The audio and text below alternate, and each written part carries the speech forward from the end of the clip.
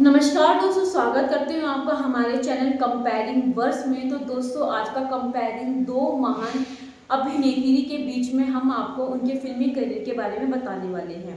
इन दो बड़ी अभिनेताओं ने अपने फिल्म एक्टिंग से और साथ ही अपनी अदाकारी से लोगों का दिल जीता है। आज के हम इस वीडियो में वैजयंती माला और मधुबाला के फिल्मी करियर के बारे में बात करने वाले हैं। तो पहले हम बात करेंगे वैजयंती माला जी के फिल्मी करियर के बारे में। वैजयंती माला जिन्हें भारतीय सांसद, नाटकी और पूर्व अभिनेत्री है।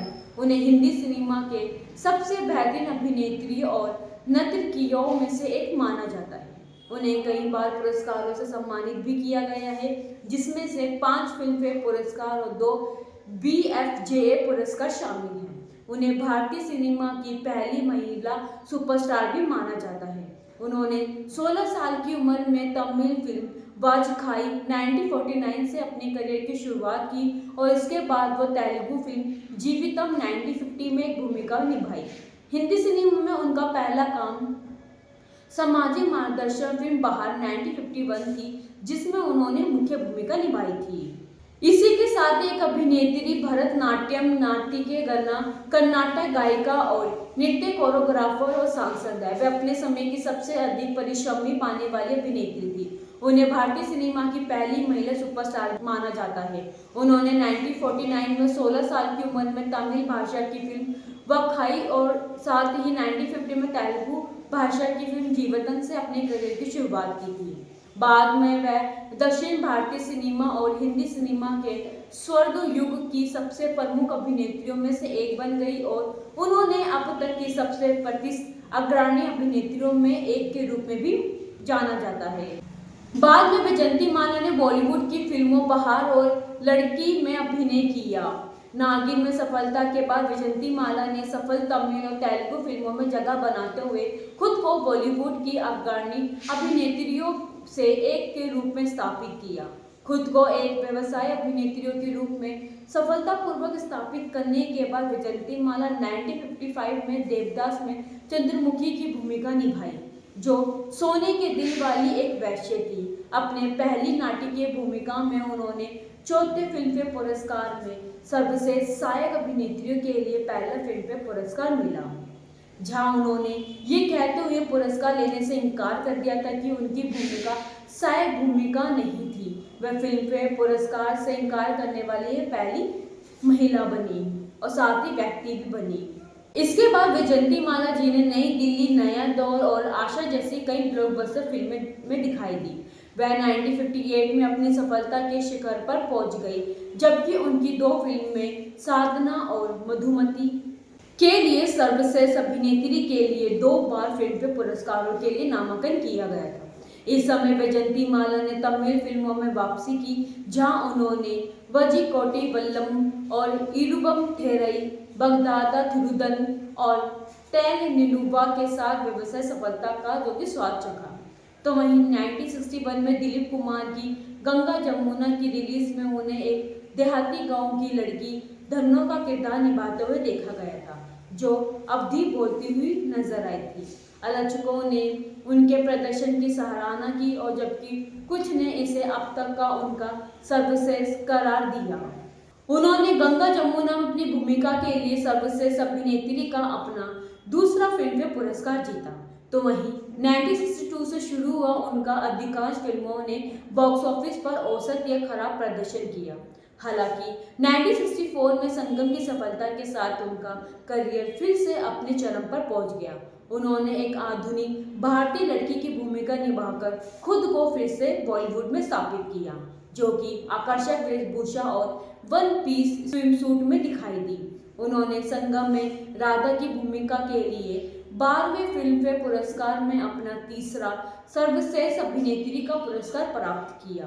बाद में उन्होंने ऐतिहासिक नाटक आम्रपाली में अपने प्रदर्शन के लिए आलोचकों की प्रशंसा प्राप्त की और अपने करियर के अंत में वैजयंती माला को जोरदार व्यवसायिक रूप से सफल फिल्मों जैसे सूरत, ज्वेल थीफ और प्रिंस में देखा गया। साथ ही कुछ समीक्षकों द्वारा प्रशंसित फिल्मों जैसे हेड, बाजारों और संघर्ष में भी देखा गया। उनमें से ज्यादातर वैजयंती माला की फिल्म उद्योग छोड़ने के बाद रिलीज हुई। कुल मिलाकर जो कि 65 फिल्में थी। तो दोस्तों ये था छोटा सा फिल्मी सफर वैजयंती माला जी के। अब बात करते हैं मधुबाला के फिल्मी करियर के बारे में। मधुबाला एक भारतीय अभिनेत्री थी जिन्होंने हिंदी फिल्मों में काम किया। 1950 के दशक में देश की सबसे ज्यादा कमाई करने वाली स्टार मधुबाला ने 2 दशक लंबे करियर में 70 से ज्यादा फिल्मों में काम किया, जिसमें स्प्लेटी कॉमेडी से लेकर ऐतिहासिक ड्रामा फिल्में शामिल हैं। अपनी मृत्यु के लंबे समय बाद भी वह बॉलीवुड की एक आइकन बनी हुई है, खास तौर पर अपनी खूबसूरती और अपारंग स्क्रीन व्यक्तित्व के लिए जानी जाती है। साथ ही उन्होंने 1940 के दशक के आरंभ से लेकर 1960 के मध्य तक के करियर में 73 हिंदी भाषा की फिल्मों में दिखाई दी। उन्होंने 9 साल की उम्र में रोमांटिक संगीत बसंत में एक बीना शेर की भूमिका निभाकर अपनी फिल्म की शुरुआत की। तो वहीं 1944 में उन्होंने रजनी मूवी टोन के साथ एक अनुबंध पर हस्ताक्षर किए, जिसके तहत उन्होंने अगले 2 वर्षों के लिए छोटी भूमिकाओं में अभिनय किया। 1947 में समाप्त हुआ ये अनुबंध, जिससे निर्देशक केदार शर्मा ने मधुबाला को नाटक नीलकमल 1947 में प्रमुख महिला के रूप में लेने के लिए प्रेरित किया। तो वहीं एक व्यवसाय विफलता फिल्म में उन्होंने आलोचनात्मक प्रशंसा दिलाई।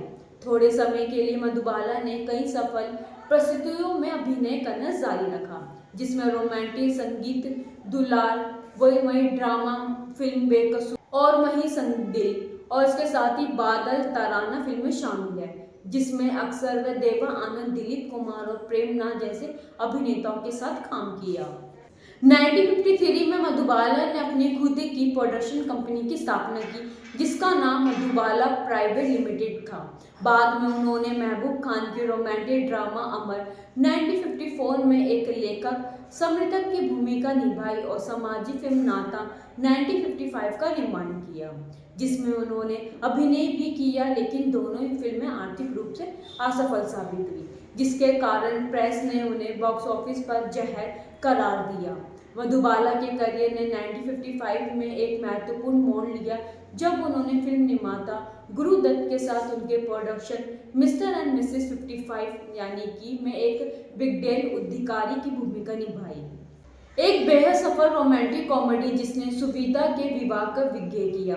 इसके बाद उन्होंने पीरियड फिल्मों राजहात और निरीश फराद दोनों 1956, तो वहीं black comedy gateway of India और ड्रामा एक साल में विविध प्रकार की भूमिका निभाकर अपने करियर को आगे बढ़ाया। 1950 के दशक के अंतराल में मधुबाला की लोकप्रियता बढ़ गई और उन्होंने कई फिल्मों में उनके काम के लिए आलोचनात्मक ध्यान मिला, जिनमें अक्सर किशोर कुमार, देवानंद और भारत भूषण जैसे अभिनेता उनके साथ थे। उन्होंने थ्रिलर काला पानी में एक पत्रकार, तो वहीं crime drama film Harvard bridge में एक बार डांसर और उसके साथ कॉमेडी फिल्म चलती का नाम गाड़ी में एक शहर अधिकारी मॉडर्न, तो वहीं दूसरी संगीत फिल्म बरसात की रात में एक जिद्दी युविका की भूमिका निभाई, और जो संगीत फागुन और झुमरू, बॉयफ्रेंड और हाफ टिकट के साथ साथ अपने अपने वर्षों की सबसे ज्यादा कमाई करने वाली फिल्मों में शुमार हुई। फिल्म इतिहासकार दिनेश राजन के आसिफ की 1960 की ऐतिहासिक महाकाव्य ड्रामा मुगले आजम को, जिसमें मधुबाला ने 60वीं सदी की वैश्य अनारकली की भूमिका निभाई थी, उनके करियर की सर्वोच्च उपलब्धि बताया है। उन्हें अपने चित्रण के लिए फिल्मफेयर नामांकन मिला, जिसे तब से आलोचकों द्वारा भारतीय सिनेमा इतिहास में सबसे महान प्रदर्शनों में से एक माना जाता है। महलों के ख्वाब 1960 और पठान 1962 जैसी ठंडी कॉमेडी फिल्मों का निर्माण करने के बाद मधुबाला ने अपना काम का बोझ कम करना शुरू कर दिया। आखिरी फिल्म जो उन्होंने पूरी की थी वह फिल्म थी शराबी थी, जो कई देरी के बाद 1964 में रिलीज हुई थी। फिर 1969 में उनकी मृत्यु के 2 साल बाद उन्हें एक्शन फिल्म ज्वाला में मरणोपरांत रिलीज किया गया, जो उनकी अंतिम फिल्म भूमिका थी। तो दोस्तों ये था वैजयंती माला और मधुबाला के फिल्मी करियर के बारे में। आपकी पसंदीदा अभिनेत्री कौन सी है हमें कमेंट बॉक्स में जरूर बताइएगा। इसी के साथ ही दोनों अभिनेत्रियों में से आपकी पसंदीदा फिल्म कौन सी है इनकी, ये भी हमें कमेंट बॉक्स में जरूर बताइएगा। ऐसी ही कंपैरिजन और साथ ही दिग्गज अभिनेत्री अभिनेता के फिल्मी करियर के बारे में आपके लिए लाते रहेंगे। तो चैनल को सब्सक्राइब और वीडियो को लाइक शेयर भी ज़रूर कीजिएगा दोस्तों। मिलते हैं आपसे अगली वीडियो में नए कंपैरिजन के साथ।